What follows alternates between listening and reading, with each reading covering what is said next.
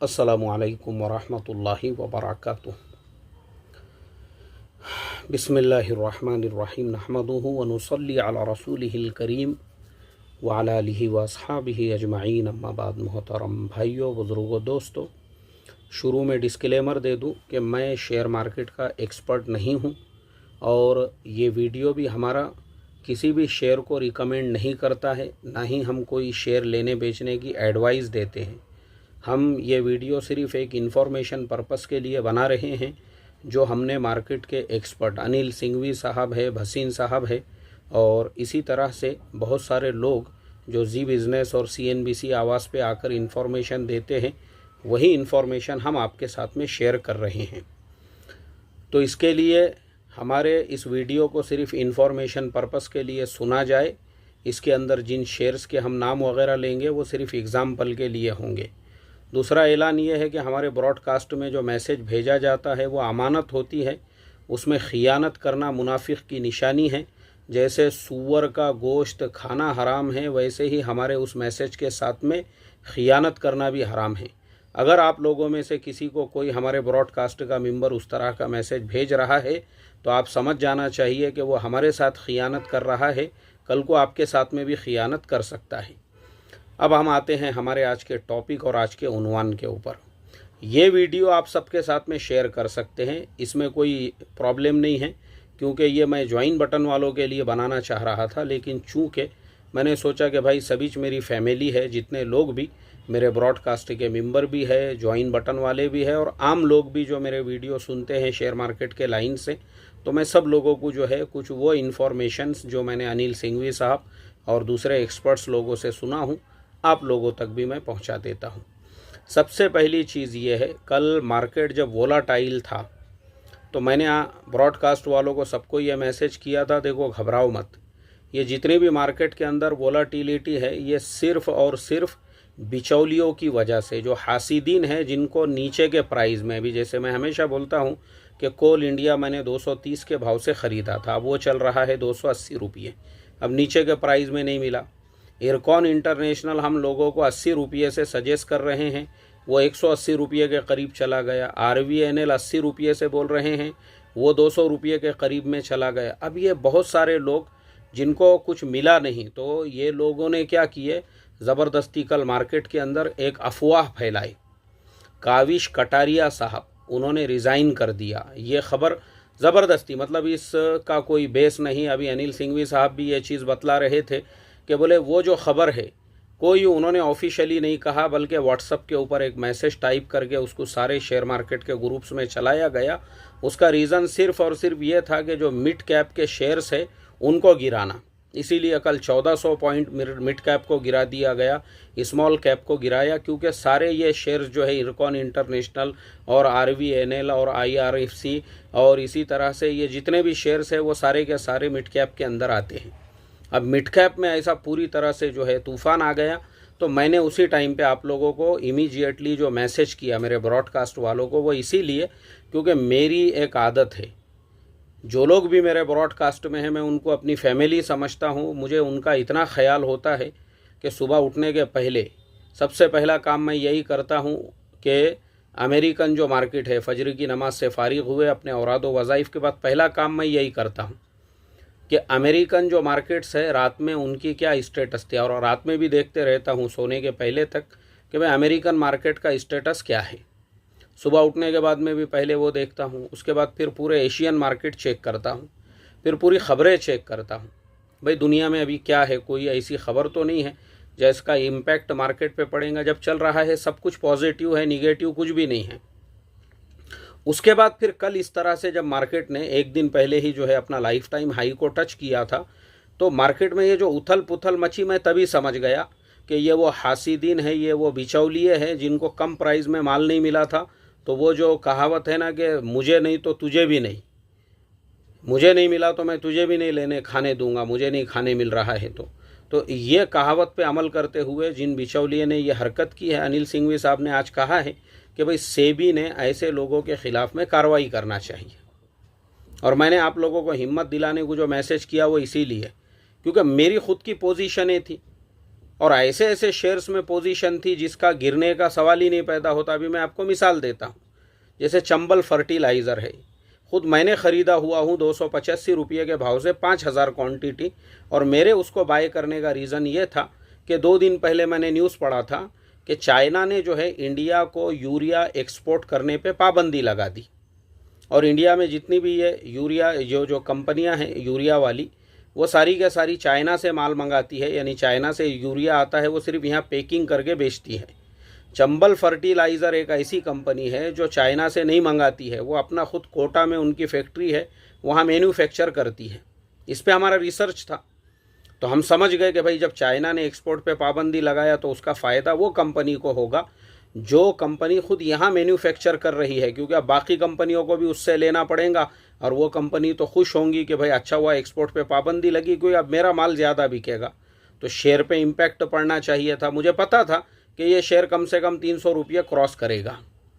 उसके बाद दूसरी खबर आई कल रशिया की, कि रशिया ने भी जो सब्सिडी मिलती थी इंडिया में आने वाले यूरिया पे, वो भी हटा दी। मतलब उसके लिए सारी पॉजिटिव खबरें हैं। उसके बावजूद हमने लिए 285 में, और वो चला गया 270 रुपये तक, यानी 15 रुपये को मैं लॉस में आया, यानी एक ही दिन में मैं 1.5 लाख को माइनस में।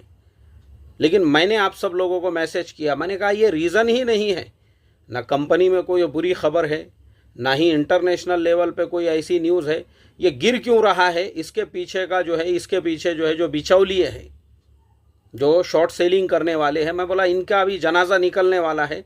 ये जितने भी शॉर्ट सेलिंग करने वाले हैं अभी, क्योंकि मार्केट जो है, मार्केट के बारे में कोई निगेटिव खबर ही नहीं है।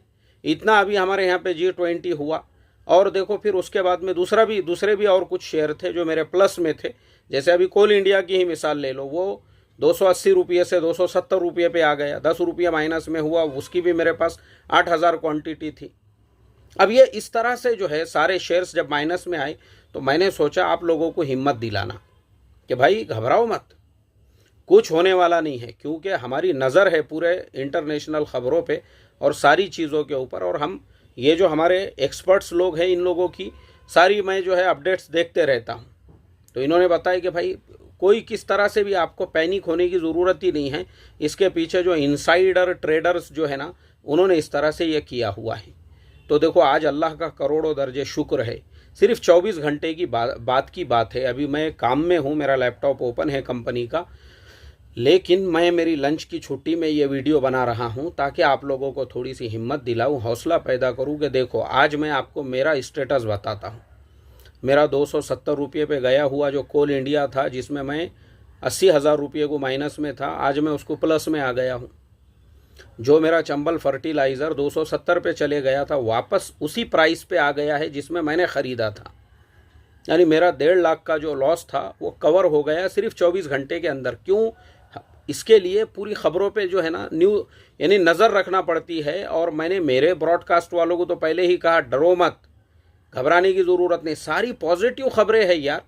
हमने आप लोगों को स्पाइस जेट की जो कॉल दी है, स्पाइस जेट ने अपना 2200 करोड़ रुपये का उनका कुछ पेमेंट बाकी था, वो कल उन्होंने कर दिए। कंपनी के लिए ये पॉजिटिव खबर है कि भाई कर्जे के 2200 करोड़ रुपये इन्होंने दे दिए। तो शेयर जो है ना वो तो 50 रुपये के ऊपर होना चाहिए था, फिर उसमें भी शॉर्ट सेलिंग कर रहे हैं ये। वो तो एक टारगेट हमारा अचीव हो गया, उसके बाद आज उसमें भी शुरू किए सुबह में। वो चंबल फर्टिलाइज़र के लिए इतनी पॉजिटिव खबर है, वो शेयर 300 रुपये के ऊपर होना चाहिए, आप उसमें निगेटिव खबरें चला रहे हो। तो ये सारी बातें लॉजिक से जुड़ने वाली नहीं है। और मैं आपको आज भी बोलता हूँ, मैं पहले तो डिस्क्लेमर दे दूँ, मैं मार्केट के लाइन का एक्सपर्ट नहीं हूँ, ना ही मैं कोई अंतर्यामी हूँ, ना ही मैं कोई भविष्यवाणी बताने वाला हूँ। लेकिन मार्केट का जो अभी मूवमेंट है, जिस तरह से पूरा वर्ल्ड वाइड जो है पॉजिटिव खबरें हैं, हमारे देश में भी अभी G20 हुआ, और हमारे माननीय प्रधानमंत्री जी ने पार्लियामेंट के अंदर भी कहा था कि गवर्नमेंट की किसी भी कंपनी में पैसा लगा हुआ डबल होगा। देखो आप 15 दिन में तो हुआ ही, लेकिन मेरा आगे के लिए मैं आपको बता रहा हूँ, अभी सिर्फ इंडिया से यूरोप तक रेलवे का काम जो है, यानी रेलवे लाइन के बारे में सिर्फ अभी घोषणा हुई है, उसका ऐलान हुआ है। जब वो काम प्रैक्टिकल शुरू होगा ना, तो ये इरकॉन इंटरनेशनल आपको 1000 रुपये में भी नहीं मिलेगा। आप बोलोगे कि यार ये 80 रुपये पे किसी ने इसका कॉल दिया था, RVNL ये सारी जितने भी ये जो लाइन की है ना, यानी आज से 1 साल बाद, 2 साल बाद, 5 साल बाद, भले 10 साल के बाद में, लेकिन आप मेरी बात याद रखना, मैं तब तक ज़िंदा रहूं या ना रहूं, लेकिन मैं आपको एडवांस में ये चीज़ें बता रहा हूं कि जो मूड माहौल अभी मार्केट का चल रहा है, ये जो गवर्नमेंट की कंपनियां हैं, MMTC, 34 रुपये के ऊपर मैंने मेरे फर्जंद को कहा था, मैं बोला तेरे को जितना लेना है ले ले ये क्वांटिटी के अंदर, तो आज वो डबल से ऊपर हो गया हुआ है। ये आपको 200 रुपये में भी नहीं मिलेगा। जितने भी गवर्नमेंट की जो कंपनियों के, कोल इंडिया, मैंने आप लोगों को 238 रुपये का टारगेट दिया था, हालांकि मैं 20 दिनों तक उसके अंदर माइनस में रहा। मैंने तो डिविडेंड के हिसाब से लिया, लेकिन छोड़ दिया, मैं बोला जाने दो, कोई मसला नहीं है। अब जब उसमें बूम आया है तो वो 280 रुपये में भी नहीं मिल रहा है आज आपको, मैं उसके अंदर 50 रुपये को प्लस में हूँ। इस तरीके से देखो मार्केट की जो स्ट्रैटेजी है ना, मार्केट में मजबूती है। एक बात याद रखो, भारत की इकोनॉमी दुनिया में फ़िलहाल आज की तारीख में सबसे स्ट्रांग है। भारत की इकोनॉमी को कोई टक्कर नहीं है। पिछले साल भारत ने पूरी दुनिया के अंदर सबसे ज़्यादा कारों को एक्सपोर्ट किया, जापान से भी ज़्यादा। ये बात और है, हमारे देश में आपको रोडों पे, रास्तों पे जो है इनोवा, सुजुकी और होंडा की कारें नज़र आती होंगी, लेकिन हमारी जो कारें हैं, जैसे टाटा मोटर्स की है, जैसे M&M की है, अशोक लीलैंड वगैरह है, और इसी तरह से बजाज का ऑटो रिक्शा, अब आप सोचो अभी वो अरब मुल्कों में भी जा चुका है। तो इस तरीके से जो है ना, पूरी दुनिया के अंदर सबसे ज़्यादा हमने जो है एक्सपोर्ट किया। भारत की इकोनॉमी बहुत स्ट्रांग है, इसमें रत्ती बराबर का शक शुबा नहीं है। तो इसके लिए हम लोगों ने ये सारी ख़बरों से, इससे जो है ना ज़र्रा बराबर भी डरने घबराने की। अब पॉजिटिव खबर देखो, चाइना ने जब यूरिया के एक्सपोर्ट पे पाबंदी लगा दिया, लोग यूरिया कहाँ से, अब अफ्रीका के भी सारे मुल्कों को यूरिया लगता है, वहाँ तो फैक्ट्रियाँ नहीं है, उनको लेना है भारत से। जैसे मोटरसाइकिल पूरे अफ्रीका में इंडिया की चलती है, क्यों? इंडिया की कंपनियों की क्यों चलती है? जापान की महंगी है, इंडिया की उनको सस्ते में पड़ जाती है। बहुत सारी चीज़ें हैं ऐसे, इस तरह से जो है ना, तो कभी भी मार्केट में इस तरह से पैनिक नहीं होने का, लॉस में अपना माल नहीं बेचने का।